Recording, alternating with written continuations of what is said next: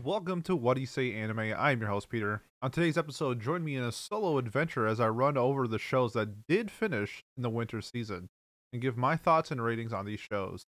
Since it's just me, we will run through quite a bit of shows, but only spend a few minutes on each show. Now, this episode will contain spoilers for each show that I am reviewing, so if you want to jump around to specific shows, use the timestamps below. If this is your first time listening, or if you are a returning listener, thanks again for showing up. If you want to support the podcast, the best way to do so is commenting, and subscribing to the podcast on whichever platform you are watching or listening to us on. Now let's jump into the first show. And do I dare say isekais are good again? That's right. We will be doing Campfire Cooking in Another World, a show done by MAPPA that I didn't think was going to be as good or enjoyable as I thought on the surface. I think it looks like a plain isekai. Little different stuff that they do with this one. Really focusing on the gourmet aspect, the food, the different types of materials that they're gathering from the different beasts in this world to really kind of do something a little different in terms of isekai. We will be getting a fantasy style gourmet show down the road by Trigger called Delicious in Dungeon, which I think is going to be a monster hit. But Campfire and Cooking, to me, kind of, I don't think it's gonna like open doors, but it's gonna be interesting to talk about this and Delicious in Dungeon when it comes out, about just like a pure gourmet show. And I think the fantasy aspect of it increased it just a little bit, because I think we had something like in Food Wars where, you know, they're cooking real meals that you can make in real life. With this one, you know, they're hunting ogres and serpents and dragons and giants that kind of add a different element to this gourmet style of storytelling that they do in this story. And I just thought, to me, that this was like, okay, this is something different that we don't really see from isekai, especially when the main character has a really interesting skill. I mean, his unique power that he gets when isekai to this world is essentially having Amazon Prime, but instead of 2-hour delivery, it's like 2-second delivery, which I thought was kind of like a funny skill that we don't. I mean, we got something like, I'm standing on like A Million Lives, which is like an isekai that 4 people watched, that kind of had this unique skill style system of, they essentially spun a wheel to see what power that they got. This one, to me, it kind of felt like they didn't show that he spun a wheel, but it like landed on, okay, your secret power is Amazon Prime. He's like, well, fuck, everybody else is like super powered and they're the heroes of the world and they have to defeat the Demon King. And to me, I'm just cooking meals for Fenrir, the mystical god wolf that they had. That being said, we got introduced to Fenrir, and then later down in the road, the best character of the season, Sui, which is a slime, which I don't know if that's a good thing or a bad thing about the season, when the best character, in my opinion, was a cute slime. But I fell in love with this trio. Honestly, it was probably one of the best trios in like a comedy style show I've seen in quite a bit, that when it was all said and done, I really didn't want this show to end. I had an absolute blast watching this show. It's done by MAPPA, so they did some things particularly well. This is also airing during Vinland Saga, and you can kind of tell that their first team isn't working on this, but MAPPA has 4 teams in their studio, so this is probably team 3 or 4 working on it. And you can kind of tell it was hit and miss in some spots with the animation, but I think for the most part it was solid. They CG'd some of the food, which I think is kind of interesting, because if you watch their YouTube channel, they have it where they did some like behind the scenes stuff about this show in particular, and how they essentially documented making the food in real life and then took that footage and made it CG and incorporated into the food so it looks more authentic, which I thought is like a nice little touch. If you're a fan of digging into a series a little bit more, I thought that was like a nice little thing that they probably didn't have to do. They could probably just use like stereotypical anime looking food and it'd probably be fine. But overall, the food looked delicious. I was hungry every time I was watching this show, and I think on that aspect of the gourmet food cooking aspect of the show, it hit the nail on the head. It was really well done. It might seem blasphemous to how high of a rating I gave the show, because I think on the surface it's just like a very stereotypical, maybe like a fantasy style, like laid back camp where like they're just like cooking and adventuring. There's no like Sakuga moments where your mind is blown. There's no like overarching story plot really. It's kind of just like him hanging out with a slime and a wolf god and cooking different meats and stuff for them. But it was just, they took that simple concept and made it just a very enjoyable show in general. And to me, that's kind of why I fell in love with this, because when you take a concept like this and just make it simple and fun, and you can tell like the voice actors are having a blast with this. Sui's voice actress and Fell's voice actor were just on, just killing their roles, and it's like a very simple thing to do, but when you actually sit down and watch it, you can kind of tell the difference between somebody who's here for like a job compared to somebody who is enjoying the role. And to me, that's what I found in this, and it just raised it. I just had a blast with this trio, and I didn't want it to end. The anime only adapted like 20% of the current light novel going on right now, and it's still ongoing. So is there a chance for season 2? Like a 1% chance, I think, just because MAPPA really doesn't do sequels unless it's like a huge shonen property, and I can't foresee them moving forward with another part of this, but I would pop so hard if they did. The show itself was just one of the most enjoyable shows this season. I looked forward to every Tuesday when it's like my big like cardio day at the gym and I'm busting my ass. If I turn this on, I know I get 23 minutes of a show that I'm going to be enjoying while I'm stressing out. And I think, to me, that's just why I love this show so much. I'm giving this a 9. I think it was really good. I had a lot of fun watching the show. Continuing with the isekais that we had Handyman in Another World, which is another story I think on paper just seems very generic, very standard. It's a silly D&D campaign where you have your 3 main people playing D&D as the generic classes, the mage, the warrior, the fairy healer, and then the 4th guy's just like, I'm gonna pick locks and be a handyman and use tools and stuff. And it's like, alright, we'll see how this goes. And similar to the trio dynamic of Campfire cooking in Another World, Handyman Saitou, the 4 plex that they used, I guess, I don't know, the group that they had was just so fun. The dynamic between Saitou and Rosalia towards the end and their like romantic interest in each other, I thought was a huge plus. Having a full adult cast in your group, I thought led to some more jokes landing better compared to if this was like, say, Konosuba and the characters are like 15 making this joke. I don't think it would hit as much, but because they're adults and they can understand the situations a little bit better, yes, they still get flustered and stuff like that, but not to the extent I think of what a teenager or like a younger adult character would have. To me, it's like what separated it and like what elevated the show a little bit more than what I thought it was going to be on paper. It started as like the 4-koma style comedy isekai and kind of started venturing into more serious stuff in the middle of it with the assassin and witch arc that we had, where we had this assassin falling in love for the first time, and same with this witch. And it kind of felt out of place in the beginning, but as we let it cook, it kind of came together into a story that I thought was just really well done. And we even got that towards the end with this like demon wolf losing his, I guess, wolf wife, but having a child, and then kind of like not being able to be the father that he wants to be after passing away, but then we get some magic stuff and he ends up living. So that was kind of cool.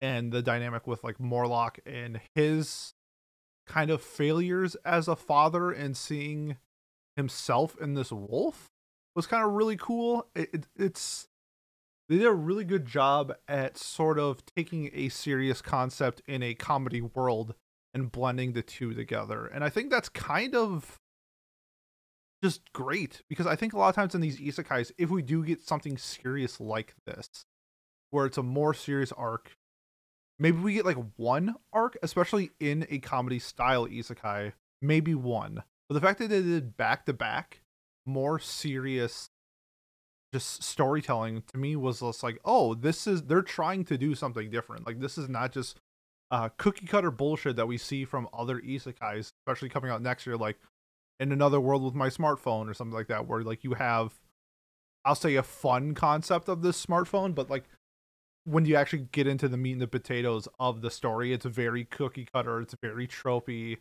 I thought this kind of just, while they did have the tropes of stereotypical isekai and fantasy, I thought that they tried to branch out a little bit more with this kind of storytelling of blending two elements together that aren't really seen all that often in these styles of shows. And to me, that's what separated it from other more serious shows, like, or let me say serious in quotation marks, because I think there are some isekais out there that try to be serious.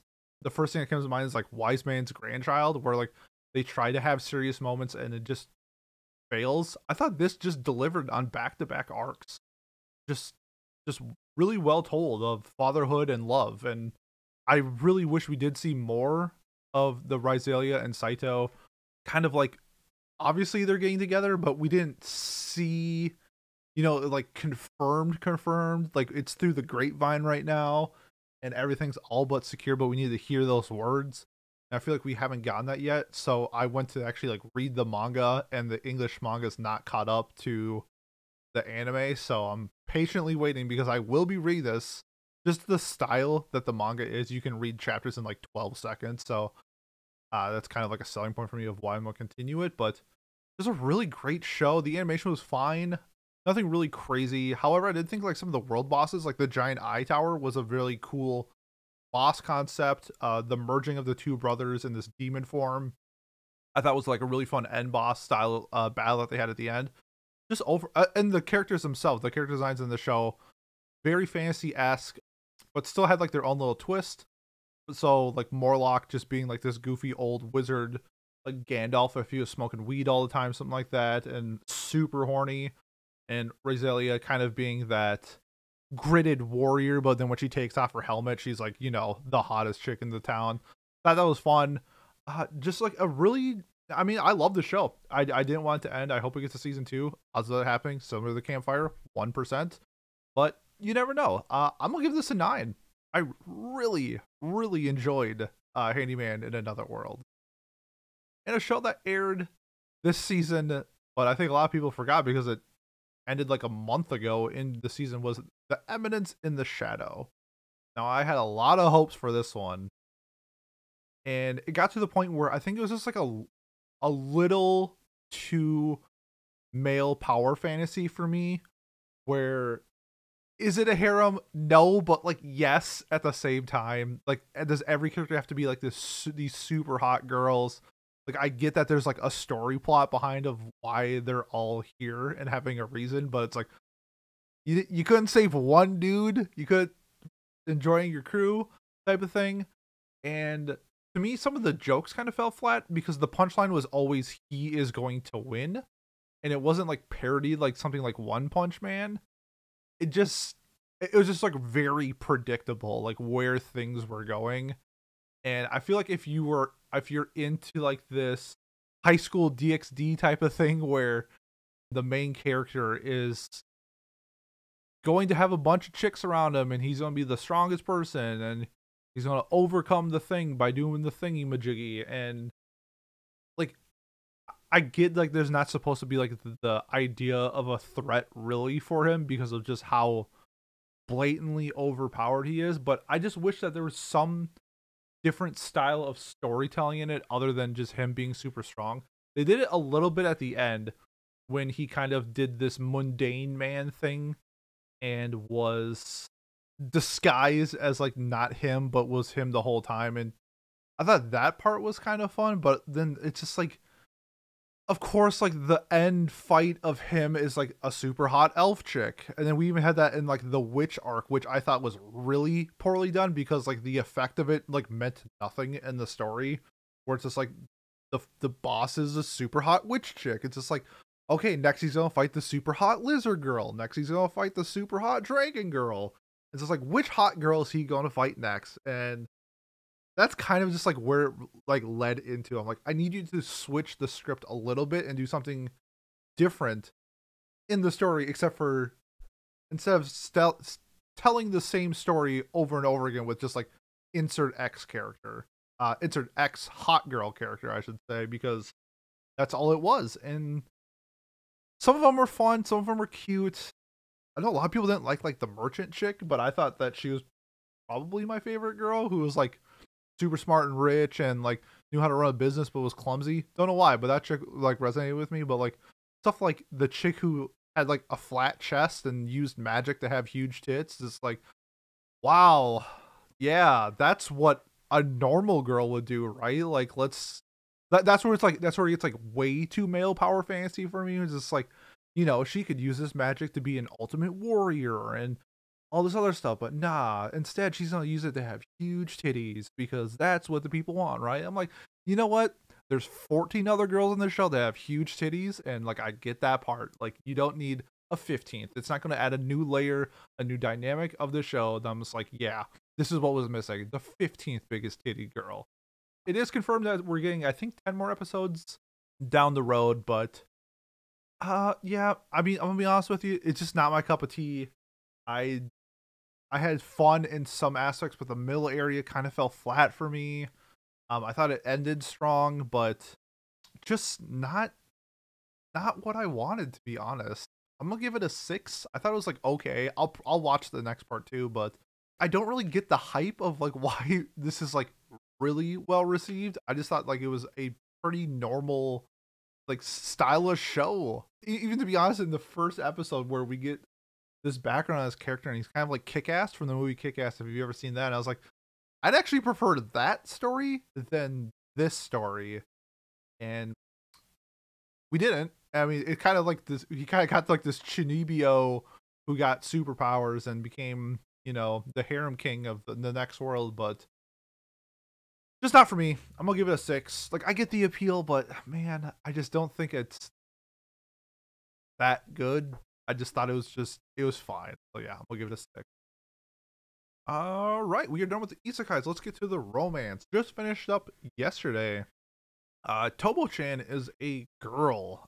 Kind of stereotypical, like he doesn't see me as a girl thing, but what elevates Tomo-chan compared to other stylish shows that are like this is the voice acting and character.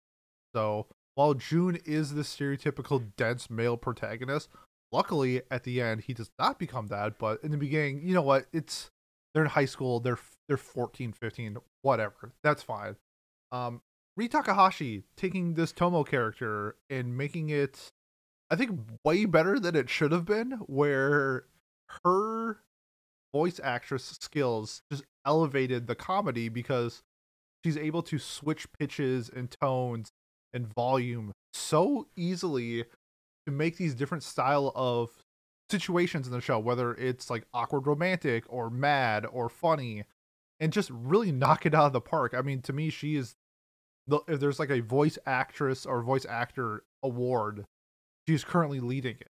Like, it was that good of a performance for a show that probably didn't need it. And then we also have to bring up the supporting cast of Mizuzu and Carol, which those two, their dynamic was so fun for this style of show. Mizuzu being this stone cold, I'm not going to say like mean, but at some points I feel like she could probably come off as mean, but very loyal, really wanting the best for Tomo at the end. She had like her conflicts with like giving up her best friend. Like, we can see throughout the show that like she kind of has some issues making friends along with Carol, which is like a great dynamic why Mizuzu and Carol actually became like really good friends at the end. But like Mizuzu having this conflict of like Tomo not going to be there as much as she is. I think that happens with a lot of people. With, I know, me getting older, with my friends getting married and having kids, it's like, guess what? I'm not going to be able to see you as much. And Mizuzu kind of running into that issue. And then Carol having this like internal, that's the word I'm looking for. Kind of like wanting to please her mom by always trying to be like this Genki, high-spirited, happy character, where inside she was battling a lot. And we saw that when we had the Kosuke episode where she kind of thought that she lost him and kind of like really broke down. And it was like a side of Carol that I didn't think we were going to see in the show. But, when she does show her true colors, this is the person who she wants to be and is. So I thought that was like just great. They fully adapted the manga, so we're not getting any more. The show ended on a really high note. I would have loved to see the manga continue, to see how their relationship continues. But from what I'm seeing on Twitter is that this manga, the mangaka, I don't know if they wrote anything, but they're saying like they don't know how to write relationships. So maybe there's like a prior work before this that had some issues with the relationship. So they just made the end goal of them getting together and then the story ends, which I think a lot of people just like enjoy that storytelling. However, I would have loved to see second year, third year college Tomo in June type of dynamic, and maybe see Carol and Kosuke a little bit more, because once they got together, they kind of, we didn't really get more other than just like we know that they are together, and Mizuzu kind of being the eternal fifth wheel. I'll use eternal the correct way this time, where it seems like she doesn't really have any romantic interest. And I think it would have been really fun to see. Well, okay, there's Tatsumi, who was like trying the entire season to get with her, but she always blew him off, and that was never. That was it. Just she legit just blew him off the entire season, and they're done. I think it would have been fun to see like the type of guy Mizuzu kind of falls for. I think that would have been a really interesting, like maybe like an OVA or continuation of the story. I did like Tomo's mom. Tomo's dad was weird. The dynamic, I like dynamics of adults acting like adults, and him just being like overly flustered seeing his wife. I'm like, dude, it's your wife. Like, you had sex with her and had a kid. Like, why are you flustered seeing your own wife all the time? Which is cute and all. Like, I get that's like the point, but come on. It would have been fun to see like that dynamic. But overall, this show is great. Carol's my second favorite character of the season behind Sui. Yeah, just really fun. Great voice actress work. Great dynamic between the three girls. I'm gonna give the show a 9. Like, I really enjoyed it. Oh, and the OP and the EDs were great. The June ED, where then he did the ED, was a really nice twist in the show. Just a really enjoyable show. I'm gonna give it a 9. And then we had The Angel Next Door Spoils Me Rotten. This was high on a lot of people's radar in terms of people who like these like romance and comedy style of shows, where two neighbors kind of get to know each other with different backgrounds and then kind of come together at the end. For me, it was a little, at points, it was a little bit too much like Housewife in Training, the anime, where I get that the point is them coming together at their apartments and eating dinner and getting closer to each other. But there's like 5 episodes of that, and I feel like that was just too much, where it's just like she's always cooking to make him happy, and he's always like, oh, I can't believe she's cooking for me. And I wish it just wasn't that. Maybe some like more school stuff we did at the end with the school festival thing that they had, the sports day, kind of coming together outside of their apartment, which then led to like this confession scene towards the end. But I wish that wasn't in the apartment. It was just so much in the apartment. Like, even something like More Than a Married Couple But Less Than Lovers kind of branched out more than this, which was like the same style in terms of enclosed, like apartment style conversation romance, where they're getting together or they're knowing each other through close quarters. But then they still do stuff. They had like one arcade date, which I loved, like the arcade shopping date, like more of that. Even going like grocery shopping together, I wish we got more, because like an emphasis of this is like cooking for each other and eating and coming together over food, which I think is super cool. We even got that with Mahiru's backstory with the person who took care of her because her parents hate her guts. And getting that, I think, would have elevated the story. But that being said, the dynamic of the two were like really good. Like, their conversations were great. I kind of liked how over time they opened up more and more to each other. And at the end, they finally became a couple. Big fan of that. However, I do wish we got more. I wish it didn't end there. I wish we got like one episode more of them as like an official couple, but you know what? They gotta sell those light novel numbers, so I get it. But just like a personal thing with the anime, the side characters, even though they're listed as main, I don't think so at all. Of Chitose and Itsuki, I thought they were fun. They acted like an actual high school couple. I feel like, where they're like super over lovey-dovey when they're in that honeymoon phase. and kind of rubbing it in their face. I really enjoyed that. That was fun. However, I think their characters were pretty boring outside of the fact that, like, if they weren't together, I thought their characters were just like very boring, but when they were together, then it was cool. That type of thing.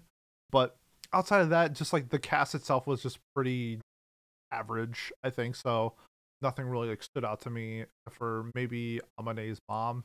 Big fan. That being said, the show was good. The OP was fun. The OP was really fun. I'm gonna give the show an 8. I think it has some spots where it can improve on, and maybe with more content we could get that. But just like not moving outside of the box was my biggest issue, because we got parts of it where, you know, she rolled her ankle outside at the park and then he had to like help her with that. We could have had some other elements to the story than just the classroom and then the apartment. And that's kind of where I wish it branched out. However, if it just seems like a light novel, doesn't it? Just like they're just saying words together and like the environment doesn't matter, but because I'm looking at it, I want to see something more. And I think that's kind of where I fell off. But the dynamic was great. The dialogue for the most part was really good. And I'm glad that they actually developed as characters throughout the story, that they weren't just scared shy girl and dense MC, that she really became like the assertive one towards the end, which was big fan. And Amane just not kind of being that long haired, over the eyes, don't look at me type of MC type of guy, where he's like kind of a loner, but he's not. But like that's like the vibe he puts out. I'm glad that they actually like were able to move past that a little bit more. And yeah, I was a big fan of that. So Angel Next Door gets an 8. Next one is Ice Guy and the Cool Female Colleague, a story that I had a lot of high hopes on. Problems with this one though, I'm just gonna get it out of the way. When I have adult characters, I want them to act like adults, and it's not like the aspect of like, you know, one of the characters is a fox and he can turn into an icicle. It's just more of like, we get 12 episodes of this and we find out like Futsuki like has never fallen in love before. Like, you never had a crush on anybody in your entire life. Like, come on. Like, you're gonna expand that dynamic a little bit more. I was more excited for like the side romance between Komori and Saijima, I think that's his name.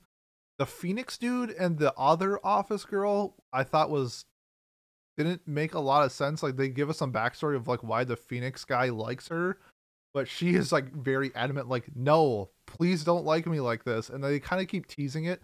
I thought that was like a little much. But then actually getting into the actual story, the cast was great. This was more to me like more slice of life than romance, where it was more of like the situations that they put themselves in were more enjoyable than the dynamic and the chemistry between the two main leads. Where, similar to like outside of Angel Next Door, they did a lot in this story where it wasn't just inside of an apartment. For this case, it wasn't just inside of like an office setting. They're friends and they went on trips together and they stayed with each other and had dinners and drank and went skiing and all this stuff. Where that's what I was kind of looking for outside of Angel. But for this one, I thought that when they expanded on this world together and doing things that adults do, just really made it more enjoyable for me. And I think that's kind of like where I resonated with this more than the Angel Next Door, where that was way more on the romance side and this was more on just like the cast dynamic and them having a good time, which is kind of like where I lead to this being more slice of lifey, even though there is that like romantic undertone of the two. Where are they gonna get together eventually? Absolutely, of course they are. I just wish that we saw some more of that in the anime, where Fuyutsu is just like, do I like him? I'm like, you're 24. You should know by now. I don't even know if she's 24. Let me check them out real quick. It doesn't say. For this example, I'm gonna say she's 24. You should know if you like somebody at this age. You're no longer in the point of figuring out what is like love and liking somebody or having a crush. I'm just like, just accept your feelings and then progress that. And that's where I kind of fell off. And same with Himuro, where it's like he got like super nervous for like a date, which was fun and cute and everything like that. Like I think people, when you like somebody and they agree to go on like a date with you, you get like super excited. But then it's like, yo, dude, like she agreed to go on dates with you and all this stuff. Maybe push it a little bit more. Like I don't know if you're waiting for her to make a move, but you can also make a move, right? Or it seems like it's pretty obvious that she is the one that's hesitant towards something more than this. You're not. You clearly understand your feelings. Please progress forward with that. And he does at points.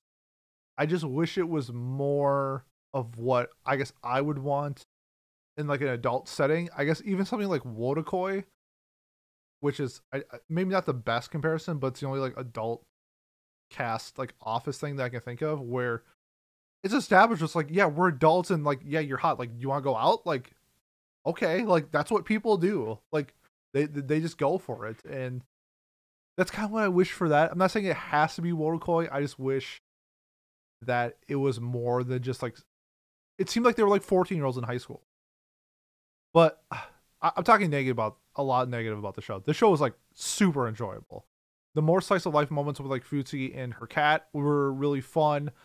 I think it's like episode 2 or 3 where like she sends like a selfie to him with the cat, and it's just like, holy crap, like a girl just sent me a picture of her. Like that was really fun. I think like that type of stuff is what I wanted to see more of. And Komori and like her thing with the coworker I thought was really fun because they're the side character. Like that type of relationship stuff is fine because they're not the main focus, and I don't need to see huge development from them. I thought that dynamic was good, but when it's the same as the main characters, then that's where I run into my problems. But I mean, kind of a cool twist with like the mythology with the foxes and the phoenix and the ice dude. I thought added like a fun dynamic with the elements, especially with Himuro and him being like nervous or excited or whatever, and then the forecast and the elements show that on him. I thought that was really fun. The show itself, though, I think if you go into it thinking it's not as romantic as maybe you want it to be, but more fun and slice of lifey, you're going to have a good time. If you go into it thinking it's going to be something like Wotakoi, where they go on dates and maybe some progression like romantically and physically, we're not getting that. And I wish we did. So I'm going to give this like a step below Wotakoi. I gave Wotakoi 9. I'm going to give this an 8. Still super enjoyable, but just not exactly what I wanted from like a full adult casted show. Oh man. Next up we have this fucking show. Ningen Fushin, adventurers who don't believe in humanity will save the world. Now, stereotypical fantasy thing where, you know, all the people who got kicked out of their party all come together to join their party. They're the ragtag team of the group, or of the adventure guild or whatever.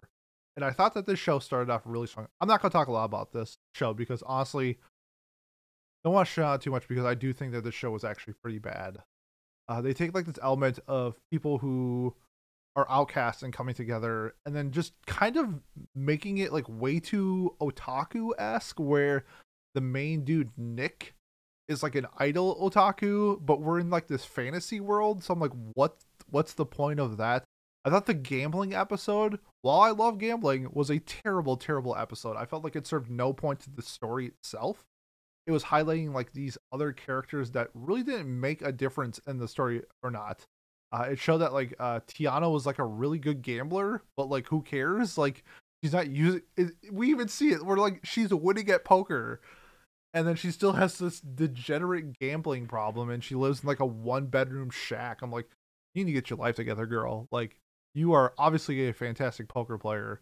The Curran backstory I thought was great, but it was just so wonky with the storytelling. Like, some episodes just are just bad, and they don't make sense to any of the story. And then we get these episodes, and then it goes right into like this serious conflict with like this dude's daughter dying. I'm like, what the fuck? Last episode we were talking about idols, and now we have this serious backstory of like poor people and children dying. I'm like, I don't know. Then we got introduced to late like Olivia, who is also like the sword that they found in the other episodes who happened to turn into a boy, I think.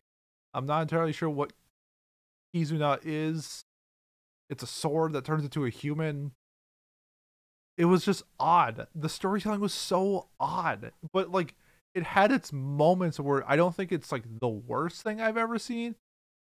But it was a really, really average / bad show. Like with legit awful episodes. The middle idol episode was awful. It served no purpose other than Nick likes idols, and you know who else likes idols? People who watch anime. I'm like, you know what? Maybe, but it doesn't make any fucking sense with the story. I'm giving it a 5. It's just like I'm gonna sweep it under the rug. Nobody's gonna remember this show, and they shouldn't because it's just not good. I forgot this earlier. We're going back to the isekais. Farming Life in Another World, which I thought was pretty fun. It was really interesting how they changed the light novel. I didn't read the light novel, or maybe it's a manga, to the anime, where similar to Eminence and Shadow, every character on the farm is a girl except for the lizard men. I guess the dwarfs come into.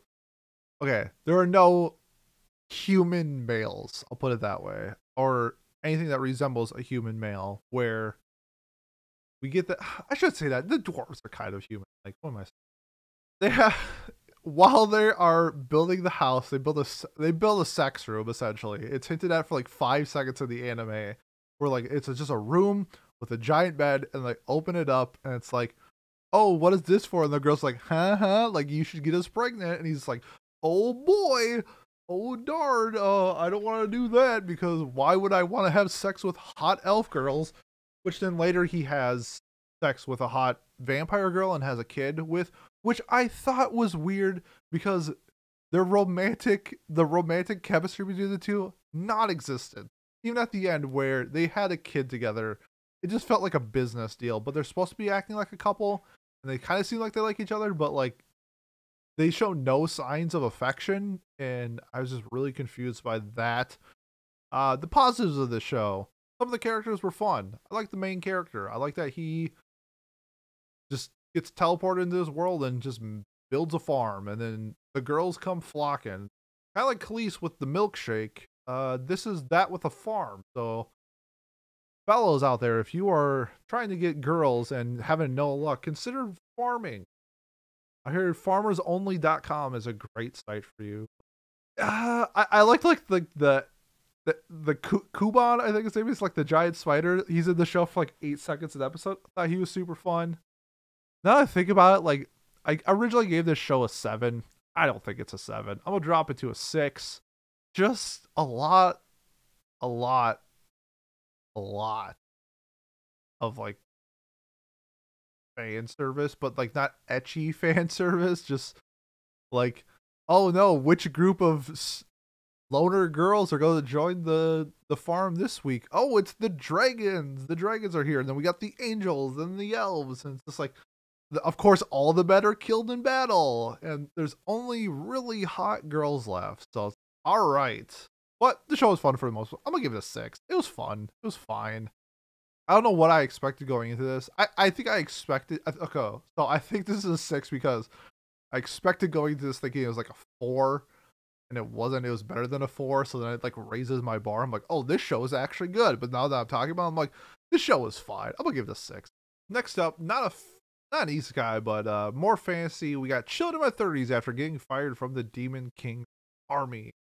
This show was better than Farming Life in Another World. I really enjoyed Dariel as this human growing up in like the demon world, but then coming back to the human world after getting kicked out and sort of figuring out his dynamic with the world, thinking that he was a demon, but he's not actually.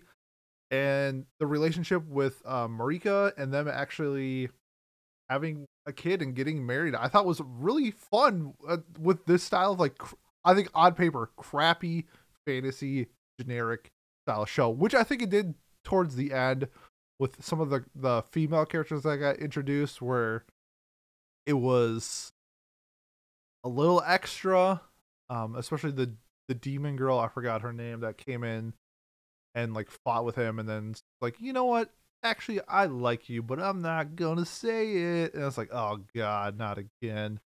Trying to think if there's something like really interesting to talk about. I like the dynamic between figuring out his real dad compared to like the dad who raised him, the dad who stepped up type of thing.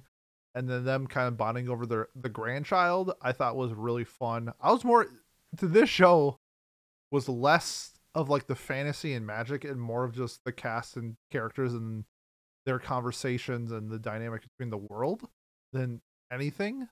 I did like that one of the mithril workers was named Zaza, and I was like, oh shit, he's smoking that Zaza pack. That's weed for the people out there, but this show itself I thought was good, not great. I did enjoy that. Yeah, I mean, honestly, it's just like Dariel and his interaction with people. There's really not a whole lot to say about this show. I gave it a 7. It's enjoyable. If you like fantasy style shows that are enjoyable, add it to the list. You'll probably enjoy it. I wish I could talk more about it. It's like when I actually get into these shows and I started talking about, I'm like, what really stood out for me? I'm like, you know what? It was like one thing, and luckily that's a lot of the show. So if you like that one thing, it works out. But if you don't like that one thing, the show's probably ass to you. But it worked out for me, and so yeah, I'm gonna give it a 7. Like, let's just move on to something that is a little bit better that we can talk about a little bit more. Which is Endo and Kobayashi, the villainous style games that we're getting, taking a twist on it where instead of like being transported into the world, they're kind of like playing along with it and interacting with that world and then changing the story, which I thought was super cool. I did really enjoy the dynamic between the 4 main leads, I guess, but in like pairs. So Endo and Kobayashi, them being the puppet masters of this world, and then Sieg and Lieselotte being the hot prince and like the Tsundere princess. The Tsundere joke I thought was really great. We also got some fun like side character stuff with Fine and Baldur. That was nice. I like them as well. I wish we got, I mean, we actually got a good amount, but Kana Hanazawa being Kobayashi was really well done. I liked her a lot. And one thing about the show that they kind of like separated, I just liked the ending. The ending was so good. It didn't seem drawn out. We got like a nice conclusion to the story where they said their goodbyes because the game was over. And we didn't think that we were going to see them again. But then they were able to be transported into the world for the first time and probably the last time, except for, I think, let me check to see if this is still going on. So the light novel is finished. Okay, so it's only a 2-volume light novel. I will say, like, you could probably make like a sequel game and continue it. I think that would be really fun. But I mean, with all said and done, a complete story of this villainous archetype with a different twist was just fantastic. I really enjoyed it. The comedy was hitting. The characters were really good. I did like at the end, like you said, the 2 people in the video game get married, live happily ever after. Kobayashi and Endo start dating at the end. Huge plus because their dynamic I thought was super fun, and Kobayashi kind of like starting it with one thing and then finishing it with a relationship was really good because I think she just wanted to have fun playing this game and then realized like it's more fun with somebody else. And Endo's just like finding life outside of baseball and it being not just Kobayashi but the broadcasting team. It was really well done. Just a super fun show, man. I had a great time watching this. The animation is hit and miss at points, but I think in this style of storytelling, it doesn't matter. Like, as long as the story and the characters are good, that's all that matters. Yeah, I'm gonna give it an 8. It was a really solid show. Solid 8 out of 10 for me. All right, next up is Buddy Daddies. This is a show that I was a little worried about just because this is coming off the heels of Spy Family, and I thought that maybe it was going to be like a clone. However, I think they really set the tone of how this show was going to progress in the first episode, where it was a little bit more violent than I was anticipating, and really did a good job at kind of distancing itself from that speculation. I think I still enjoyed the kind of childcare aspect that we got in Spy Family, similar to Buddy Daddies, with this, you know, both of them are the papas type of thing. It was really good. I have one really overarching complaint about this show was how they treated Miri's mom and kind of, you know, giving her cancer and then killing her by not that, and it kind of just seemed really forced to put her in the situation of them being her guardian, which I think that they could have done it in a different way, where the story is kind of about like redemption and changing who you are, and we saw that with Kazuki and Rei, and then we kind of get the hint of it with Miri's mom, and I thought that because of the tone of the show, it should match it with her because then she gets redemption of being a bad mom, but still being and then being able to be a loving mom to Miri, and she doesn't really get that opportunity, and I thought that was a huge miss on their part because it just doesn't match the narrative of what the story was going for. That being said, the action in the show I think was more of like secondary compared to just the relationships between them. However, there were a few scenes of action that were pretty good. There was one where they like raided the mansion, which I thought was pretty bad. Animation wise, it was good, but just kind of like how the narrative worked in the show didn't really hit for me. But the last episode with the raid of Rei's father's like compound was really well done, I thought, especially given the kind of like the past storylines between Rei and that other assassin, and also Rei and his father kind of coming to amends with each other. Of it seemed like a truce a little bit, where Rei put him in a situation with himself where he hurt himself, where he's not useful to the family anymore, and then still kind of showing to his father like, you don't control me, like I can make my own decisions, and he does that, and I thought that was like a really well done scene. Mir was a absolute delight, loved her, high energy, really fun, her laugh was contagious, but that really overarching narrative of killing off her mom to me just doesn't stick with me, because when you set a theme and you set a tone for the show and you kind of go against it, I feel like that's not the point of what you're trying to do. And then since this is an original, I don't know, it just seems like I don't like forced drama, and that's kind of like what it was. However, at the end, we got like this fruits basket moment with Miri looking at a picture of her mom, like, I'm going to school, and they're all grown up. That was awesome. That flashback was wonderful. It kind of, it's like, it's tough because I think for the most part of the show, it was very good, but episode 11 to me just kind of put a real damper in my mouth. However, it ended on a high note. So I'm like somewhere in the middle between like a 7 and 8 for this. If we use decimals, it'd be like a 7.5, but I just don't like it when you set a theme for the show and you go against it for whatever reasons. And then for this one, to me, it felt like it was to put Miri in the situation of the two papas. And I just think you could have done that with Miri's mom being alive. I don't think it would take away from anything. And to me, that's just what I was looking for in this, because they've been doing it like kind of like the whole time. So I'm gonna give it a 7. I just can't reach it to an 8. It just missed just a little bit for me. Next up, the Magical Girl Revolution Reincarnated Princess Genius Young Lady, however you pronounce that title.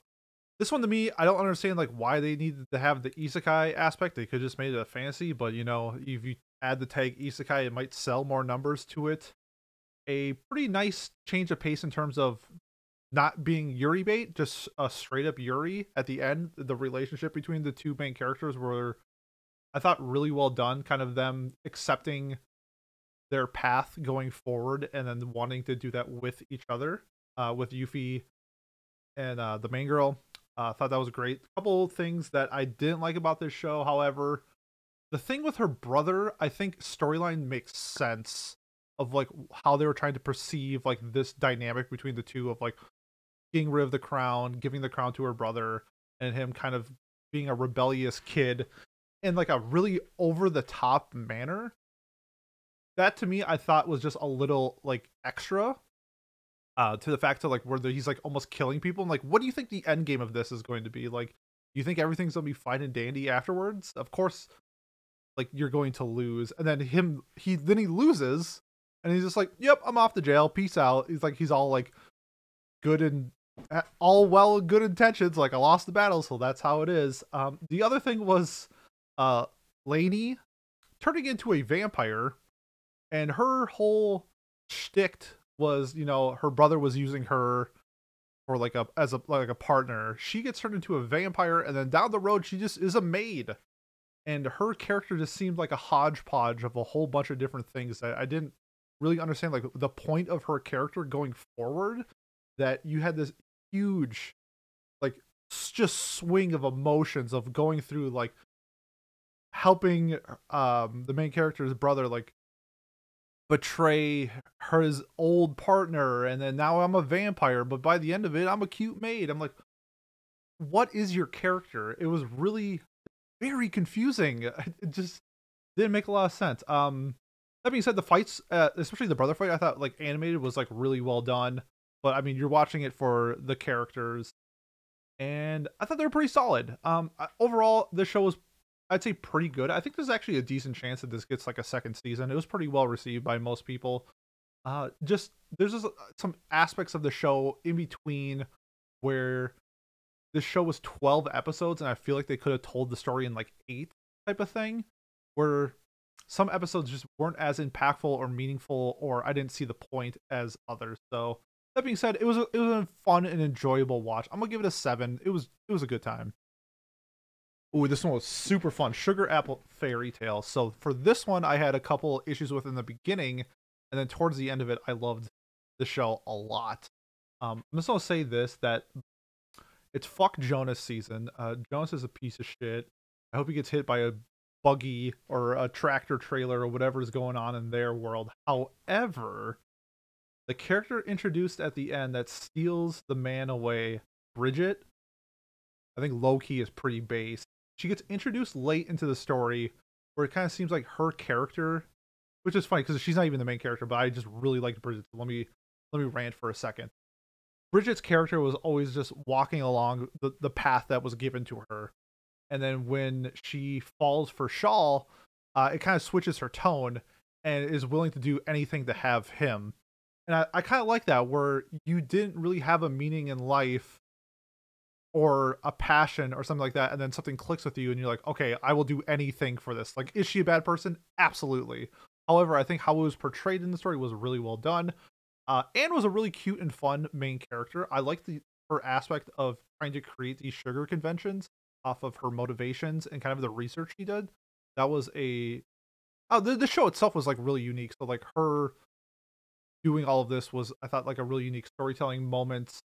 One weird thing that there's a character in the show, he's like the smaller fairy named Mithril Ridpod, and they don't like shorten it or anything like that during the entire show. They just always call him Mithril Ridpod, and you think that you would call him like Mithril or Pod-chan or something like that, but and always says his full name, and I thought that was so funny because it's just like such a random name. She always calls Shawl.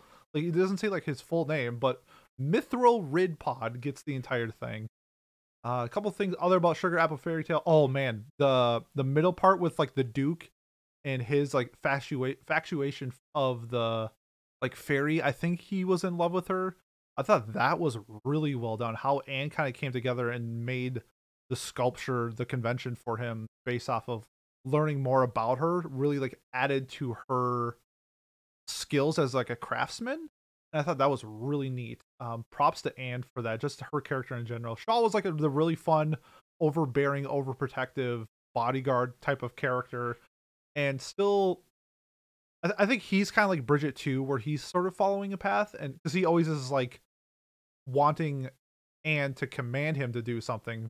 So towards the end, when he hugs her goodbye, like states that like he doesn't want to go, which I thought was cool. It kind of like shined a light different on Shaw's character for being a little selfish when the entire time he's not all that selfish. So pretty cool. This show was, yeah, my issues were with the beginning, kind of slow, kind of boring. However, the second and third arcs, the mini arc things that they had in the beginning or at the end, were really well done. This is sort of similar to Buddy Daddies.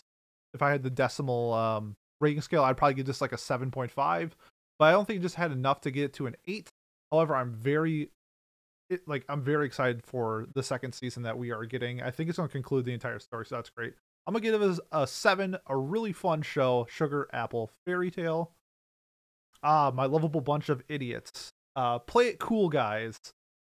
I liked how they put this into 12-minute episodes. I think it matched perfectly with the story that they were trying to tell. This is like the story of like, yeah, they're a bunch of idiots, but they're my idiots. Like, I love them. Just an overall enjoyable show. Nothing groundbreaking from the show, but This is a show that I would turn on before like I went to bed. I wanted to relax and cool down. I was a cool down guy before going to bed. Yeah, it was a really enjoyable show. I get why people would gravitate towards this. The dudes are all have like their quirky personalities, whether they're bashful or an airhead type of thing. Not a whole lot to say about this, just because it's sort of a pure comedy. You're not going to get like in-depth character, like in-depth character progression or something along those lines, or a romantic subplot or something along those lines. Just a really fun, enjoyable show. I'm gonna give it a 7 just because it was fun. All right, last but not least, we have Trigun Stampede, a kind of the anime community seemed a little split on this just because so many people love the OG and they were scared. I think a lot of people were like worried that it wouldn't live up to its hype. It was in CG, wasn't confirmed a prequel. Like, is this an original story?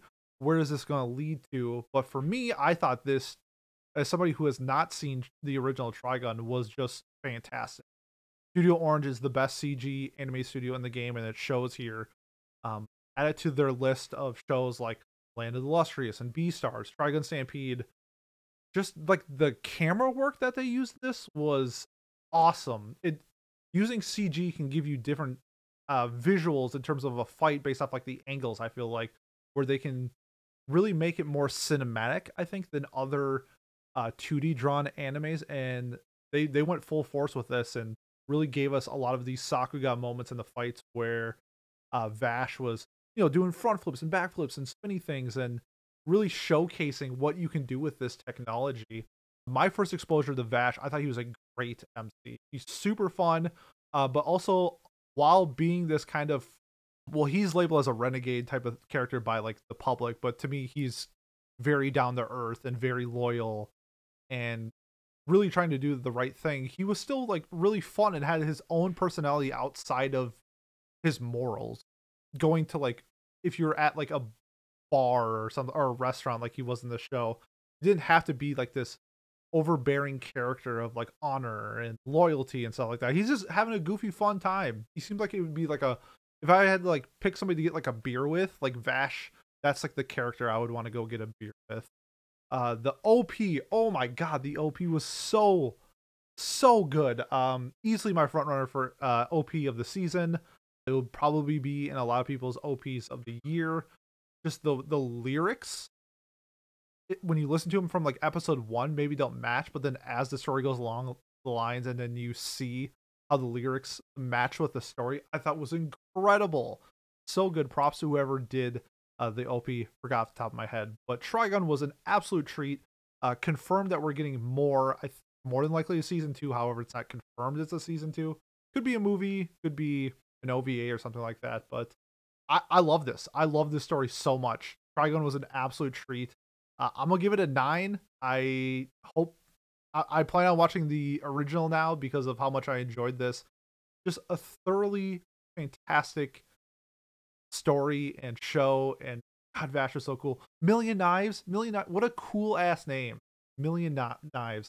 Love this show. 9 out of 10. Normally I do like a thing where like I list all the shows that I drop, but since this is solo, I'm not gonna do it. But like if you're wondering like why I didn't talk about Blue Lock or something like that, hate to say it, but I dropped it. Sorry. There's a handful of shows I dropped. Just been so busy. I'm heading to Japan in 2 weeks, so I didn't have a lot of time to finish as much as I wanted to. But I still wanted to get some content out there for everybody out there who listens. So with that being said, thank you so much for listening. If you want to support us, the best way to do so, like, comment, subscribe, leave a review on whatever platform you are watching or listening to us on.